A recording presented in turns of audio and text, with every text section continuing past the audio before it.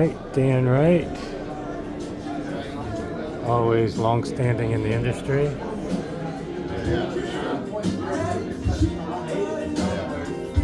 I was working in Wellington. We did the mix master before work. I had to take all the back roads.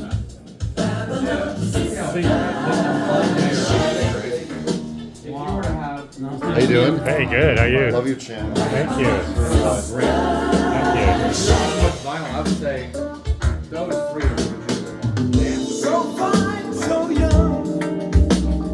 Tell me I'm the only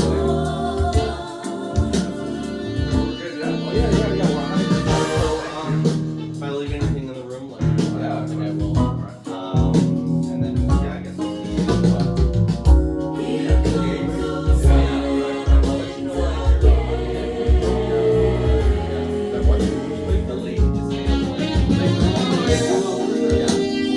With the analog bridge. Okay. So the analog bridge is doing what? It's going adding tubes to the sound. Okay, so it's like a tube buffer stage. Exactly. Yeah, okay, But I've it seen doesn't that. limit dynamics. Gotcha. So you could use that tube buffer after a solid state preamp too. Yes, absolutely. Yeah. Anything. Yes. Okay, yeah, I've seen these in the past. I've actually owned one by Musical Fidelity. That's cool though, yeah. Especially if he's done. How much is it? Okay, I'll ask Dan. You want to turn it down? Yeah.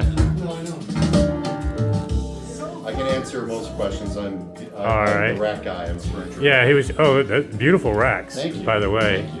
what is the price point on the rack? That one is one of my more expensive ones. That's $4,800. Okay. It's got over $1,000 in ISO. Are those isoacoustics? Yeah, those are really so nice. That's included in that price. Okay, yeah, that's. All my stuff is $1,500 to $4,000. And you do like custom sizing and. I'd say most of my stuff, I'm talking to customers and then they're doing- saying, hey, I've got these amps and I don't want to go higher than 30 inches and I've got Okay. big long stuff, big high things and Let me make sure custom people. is It's what Deep Lake Audio, right? Deep Lake Audio, yeah. Okay. So the custom work is what I enjoy doing and do some exotic woods and things like Okay. that. That one is white oak with walnut legs, probably 120 pounds wrap. Really? Heavy, very stiff. I don't do any veneer or anything like that. No, it looks great. Looks really solid and yeah, art. Yeah, we were just talking about the analog bridge stage that Dan does. Didn't know what the price was on It's that. around 2,800. I may be off by a few $100. Okay. But Does it have XLR and RCA or just okay? Yeah, so And, you're right. You could do that. You put that, yeah. The last thing before the amps. Right. Well, a lot of passive preamps may benefit from it. You end up needing a long cable run. That buffer stage can actually help. yeah, we're running the Y stack through it. And, Hey, good to see you. How are you? Oh, Yeah, we were okay. just talking about your analog bridge. and I've seen these two. It's like a tube buffer stage, right? Yeah. So this is Dan, right? Hi, how we doing? Good to see you. Got a beard now, yeah. Perfect. Awesome. Thanks, Andy. Yeah, great looking stuff. But yeah, the analog bridge, is that new? It is fairly new. It's been a couple of years. Maybe it's not as new as. Okay. It's become people become aware of it. Okay. We've got some great reviews. Big thanks to Steve Huff, Jay Yagi, and others have been. talking Okay. about Oh, it, that's so, great. Yeah. Yeah. Does it, so it has RCA and XLR. Correct. It's available two ways. The RCA version is 2,900. The RCA and balanced version is 3,900. It adds 4 Lundall transformers for the. Okay, base Lundalls. configuration. Yeah, that's great. Yep.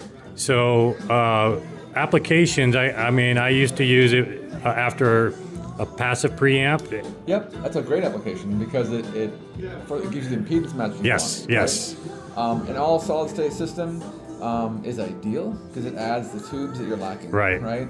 It could be a source with a volume control. It could be a source into a passive between the passive and the amp. Right. It could be between source and amp, between preamp and amp, or source and preamp. Right.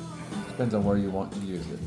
No, that's a versatile piece that people can use after their DAC with a digital volume control. You want to add a little tube warmth, Yep. a different distortion profile. Yep. But I liked it because it helps drive the cables. If you ever have a passive Oh, preamp with a 100%, run, 100%. low input impedance amp, that's the perfect way to, Yep. if you like and don't want to. So now instead of having to spend $10,000 Yeah, yeah. on a new, For sure. this gives you that Yeah, buffer Less stage. than 3 you're in.